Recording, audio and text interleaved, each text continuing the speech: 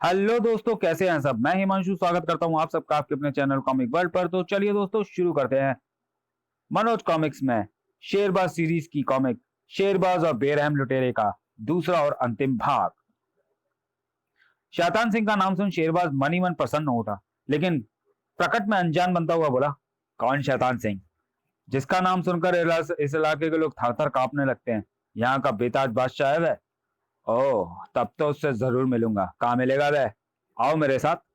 कई घुमावदार रास्तों से होता हुआ शैतान सिंह शेरबाज को लेकर अपने अड्डे पर पहुंचा। लो, हम उसके अड्डे पर आ पहुंचे। क्या बढ़िया ठिकाना चुना है। कहाँ है तुम्हारा शैतान सिंह? शैतान सिंह ने तुरंत ओढ़ा हुआ कपड़ा उतार फेंका। जग्गा, तुम शैतान सिंह से ही बात कर रहे हो? ओह, तो तुम ही हो शैतान सिंह। वाह, मान गए उस्ताद। आओ, अब मैं तुम्हें अपने आदमियों से मिलवाता हूँ। चलो। आदमी खतरनाक है और शक्तिशाली भी। शैतान सिंह शेरबाज को लेकर पहाड़ों के मध्य एक समतल स्थान पर पहुंचा, जहां उसके सारे साथी एकत्रित थे। यह तुम्हारा नया साथी जग्गा है। आज से यह भी दल का सदस्य है। लेकिन सरदार, नियम के अनुसार हर नए सदस्य का मुकाबला पुराने सदस्यों के साथ होता है और हार जीत के अनुसार ही उसका दल में पद नियुक्त किया जाता है। इस नियम का पालन जग्गा भी करेगा। क्या तुम मुकाबले के लिए तैयार हो जग्गा? जग्गा मुकाबले के लिए हमेशा तैयार रहता है। अब्दुल्ला, मुकाबले की तैयारी करो। और जग्गा, तब तक तुम कुछ खा पी लो, मैं भी आता हूँ। फिर शैतान सिंह गुफा के अंदर अपने भाई मलखान के पास पहुंचा। कैसे हो मुन्ना? आज एक नया आदमी दल में आया है। नियम अनुसार मुकाबला होगा। चलो, कुछ दिल ही बहलेगा। क्यों री डॉक्टर, या तू भी देखेगी मुकाबला हमारे पट्टों का?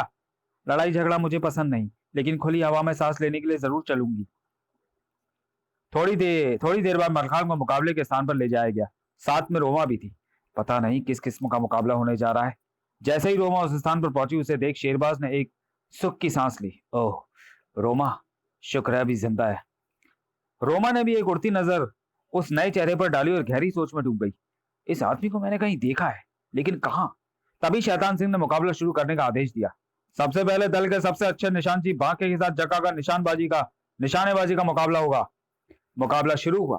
पहले बांके ने राइफल संभाली और थाए थाए थाए थाए। अगले ही पल निशाने के लिए रखे ताश के चारों पत्तों में 4 छेद हो गए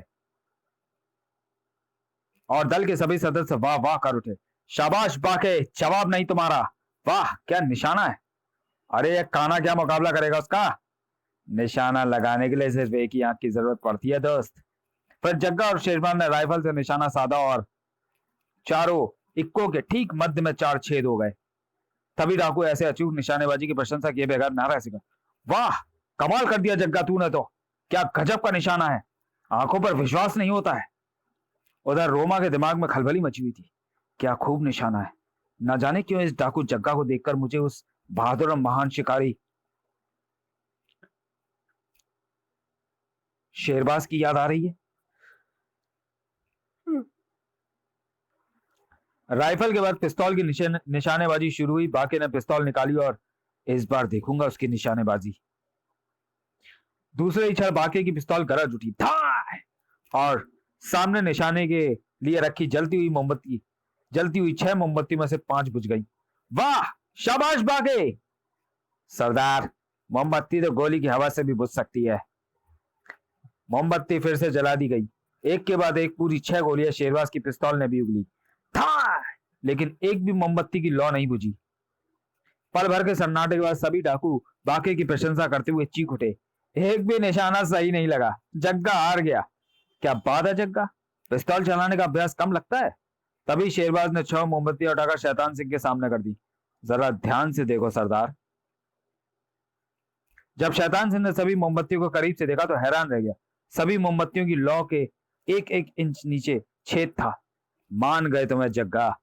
बाकी भी ऐसी अद्भुत निशानेबाजी की प्रशंसा किए बगैर न रह सका। ऐसा निशाना कभी नहीं देखा।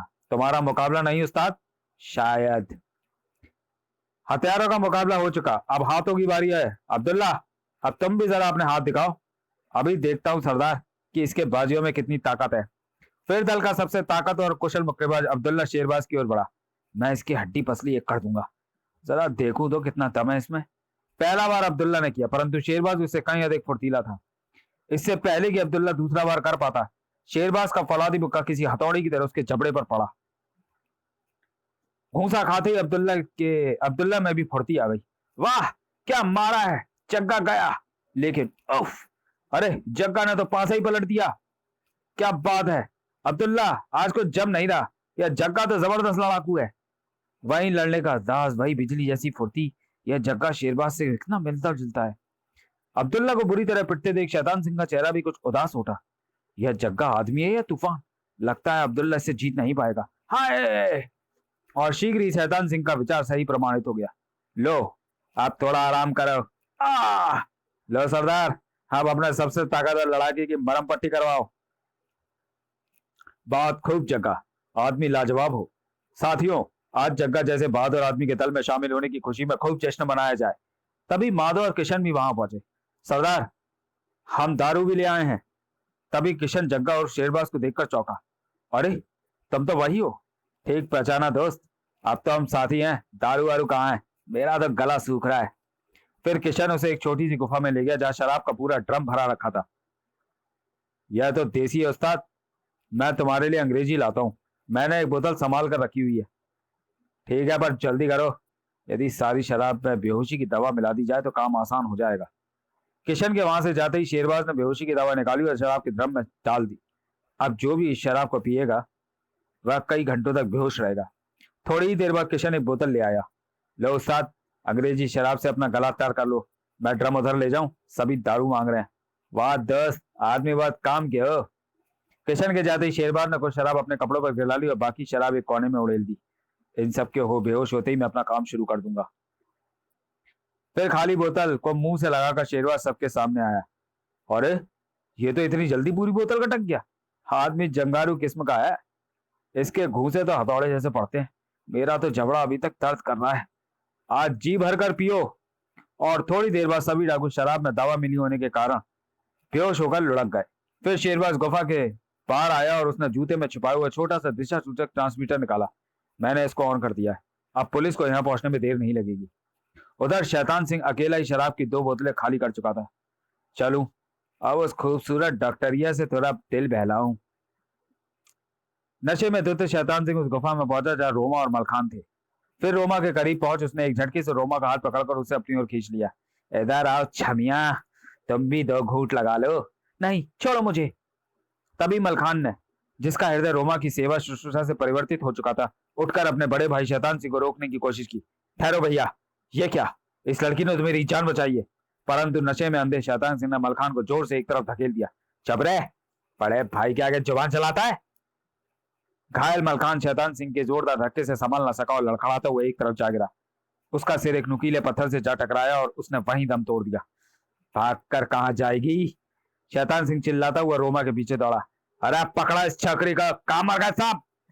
इस पापी के हाथ आने से तो मर जाना बेहतर है। गुफा के बाहर जैसे ही शेरबाज ट्रांसमीटर ऑन करके पलटा, उसे दौड़ती हुई रोमा गुफा से बाहर आती दिखाई दी। शैतान सिंह उसके पीछे था। अब तो इस हैवान से जूझना ही पड़ेगा। अंधाधुंध भागती हुई रोमा शैतान सिंह को काफी पीछे छोड़ गई। शैतान सिंह ने गुस्से में आकर उस पर गोली चला दी, जो रोमा के सिर के ऊपर से निकल गई। ऐ नादान चक्रे, रख जा वरना। तभी एक फायर हुआ और शैतान सिंह के हाथ की पिस्तौल दूर जा गिरी। अरे कौन है ये गुस्ताख? और मलखान अपने असली रूप में शैतान सिंह के सामने आ खड़ा हुआ। शैतान सिंह, अपने दोस्त रणजीत की मौत के बदले में तुम्हें जिंदा कानून के हवाले करूंगा। तो तुम रणजीत के दोस्त हो? उधर बेताशा भागती हुई रोमा एक पत्थर से ठोकर खाकर एक गहरी खाई में लुढ़कती चली गई। आई! गिरती हुई रोमा के चीख सुनकर क्षण भर के लिए शेरबाज का ध्यान पलटा और शैतान सिंह के लिए इतना ही समय काफी था। शैतान सिंह को धोखा देने वाला कभी जिंदा नहीं बचा, मूर्ख। उधर गहरी खाई में नीचे गिरती हुई रोमा के हाथ में संयोग से एक जंगली बेल आ गई, जिसे उसने दोनों हाथों से कसकर पकड़ लिया। उफ, अगर मेरे हाथ छूट गए तो मौत निश्चित है। हे भगवान, अब तुम ही रक्षा करना। इधर ऊपर शैतान सिंह और शेरबाज में भीषण संघर्ष जारी था और अचानक दोनों लड़ते लड़ते उसी खाई के किनारे पहुंच गए जिसमें रोमा गिरी थी। उफ, ये लो दगाबाजी का इनाम, हरामजादे। तभी शैतान सिंह का मुक्का खाकर शेरबाज चट्टान पर गिर पड़ा। फिर जैसे ही शैतान सिंह ने चट्टान पर गिरे शेरबाज को दबोचने के लिए उस पर छलांग लगाई। अब तुम्हारा अंत आ गया है। शेरबाज फुर्ती से एक तरफ हट गया, लेकिन शैतान सिंह संभल ना पाया और अपने ही झोंक में गहरी खाई में नीचे पत्थरों पर जा गिरा और उसके प्राण पखेरु उड़ गए। जब शेरबाज ने खाई में झांक कर देखा तो नीचे उसे रोबा जंगली बेलों के सहारे लटकती दिखाई दी और फिर तुरंत ही बहादुर शेरबाज अपनी जान पर खेल रोमा के पास जा पहुंचा और फिर कड़े परिश्रम के बाद उसे खाई में से निकालने में सफल हो गया। मेरा शक सही निकला, ये शेरबाजी है। अगर आप कुछ पल और नहाते तो मेरा बचना असंभव था। मैं किन शब्दों में आपका धन्यवाद करूं, इसकी कोई जरूरत नहीं है। मगर आप एक डाकू के वेश में इन लुटेरों के बीच यहाँ कैसे पहुंचे? अपने दोस्त रणजीत के हत्यारों को कानून के हवाले करने के लिए मुझे यह सब कुछ करना पड़ा, और डाकुओं द्वारा आपके अपहरण का भी मुझे पता चल गया था। मैं कभी सोच भी नहीं सकती थी कि मेरी शेरबाज से फिर मुलाकात होगी, और वह भी ऐसी परिस्थितियों में। चलो हम गुफा की तरफ चलें। अब पुलिस भी पहुंचने वाली होगी। और थोड़ी ही देर बाद पुलिस वहां हेलीकॉप्टर द्वारा पहुंच गई। सभी बेहोश डाकुओं को बंदी बना लिया गया है, परंतु शैतान सिंह हाथ नहीं लगा। मुझे अफसोस है मैं उसे जिंदा न पकड़वा सका। उसकी लाश नीचे एक खाई में पड़ी है। शैतान सिंह और उसके पूरे दल का सफाया एक ही आदमी कर देगा, ऐसा हम कभी सोच भी नहीं सकते थे। पुलिस कमिश्नर के अनुरोध पर शेरबाज कुछ दिन राजगढ़ रुका। इस बीच वह रोमा से काफी घुल मिल गया था। शेरबाज के दिल्ली रवाना होने के दिन। रोमा, तुम मेरे यहाँ कब आओगी? बहुत जल्दी। मैं तुम्हारे पक्षी विहार को देखने के लिए बहुत उत्सुक हूँ। विमान की उड़ान भरने के बाद रोमा जाते हुए विमान को तब तक निहारती रही जब तक कि वह उसकी आंखों से ओझल नहीं हो गया। जिंदगी कितनी अजीब है। कुछ ही दिनों की मुलाकात दो अजनबियों को इतना करीब ले आती है जैसे कि उनका जन्म जन्म का नाता हो। समाप्त। तो चलिए दोस्तों, वीडियो को यहीं समाप्त करते हैं और मिलते हैं शेरबाज सीरीज की अगली कॉमिक्स खूनी कंकाल का रहस्य में। तब तक के लिए धन्यवाद।